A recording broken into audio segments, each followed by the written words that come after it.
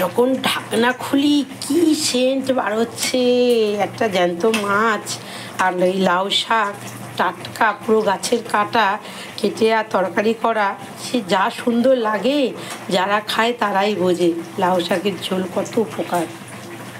মাছটাকে ভালো করে নুন হলুদ মাখিয়ে নিয়েছি, দিয়ে ভাজবো।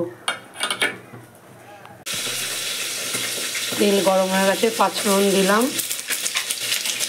পেঁয়াজ দেবো, নুন দিয়ে দিই, নাহলে খুব ফাটে, নুন দেওয়া হয়নি বলে। পেঁয়াজ দিয়ে ভালো করে দিয়ে দেবো, আর কটা পেঁয়াজ আছে সব দিয়ে দেবো একবার। তারপর লঙ্কাগুলো ভেঙে ভেঙে দেবো, নাহলে ফাটবে। ভালো করে পেঁয়াজটা ভেজে নিই। পেঁয়াজটা হালকাই ভাজা হয়েছে, আলুগুলো দিয়ে দেবো। না, আলুগুলো ভাজবো তো, পেঁয়াজটা ভাজা হয়ে যাবে, ওই জন্য আলু পেঁয়াজ ভালো করে ভেজে নিচ্ছি। গোটা টমেটো দিয়ে দিলাম, এই আদা কুড়িয়ে দেবো। এবারে মশলা নিয়ে নিয়েছি, হলুদ গুঁড়ো, লঙ্কার গুঁড়ো, জিরে গুঁড়ো, জল দিয়ে ভিজিয়ে রাখবো। জল দিয়ে ভিজিয়ে দিলাম। পাচ্ছ সব তো গোটা টমেটো দিলাম, সব দেখো ঘেটেই গেছে, গোটা টমেটো থাকে না, কেটে দিতে হয়। আর তারপর আদা কুড়িয়েও দিয়েছি, সব মশলা কষানোই পুরো হয়ে গেছে। আলু পেঁয়াজ দেখো কত সুন্দর কষানো হয়ে গেছে। এবারে দিয়ে দেবো এই মশলা, জিরে গুঁড়ো, হলুদ গুঁড়ো, লঙ্কার গুঁড়ো ভিজিয়ে রেখেছিলাম, দিয়ে দিলাম।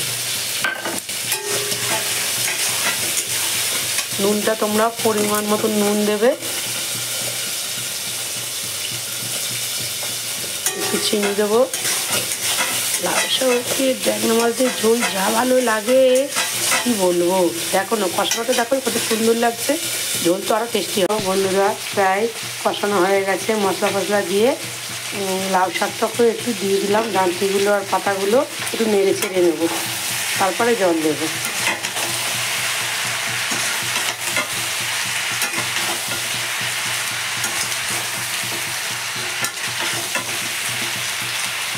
একটু চিনি দিয়ে দিলাম, নেড়ে ছেড়ে নেবো।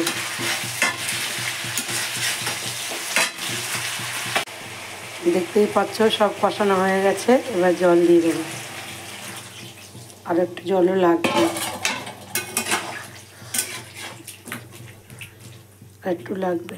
জল ঢেলে দিয়েছি, জল ঢালার পরে একটু নুন দেবো।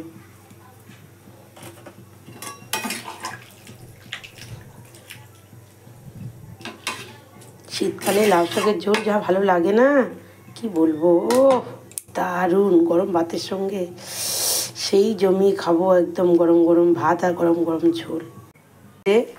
মাছের ঝোল ফুটে উঠেছে, ঝোল প্রায় ফুটে উঠেছে। এবার মাছগুলো দেবো। এই যে ট্যাংরা মাছ, ওফ, ট্যাংরা মাছের লাউ শাকের ঝোল খেয়ে দেখবে দারুণ লাগবে বন্ধুরা, হেভি টেস্ট, আমাদের সবাই পছন্দ করে। বড়মশাই জানে কোনটা দিয়ে কী রান্না হবে, সেই বুঝেই পাঠিয়ে দেয়। এবার ঢাকা দিয়ে দেবো।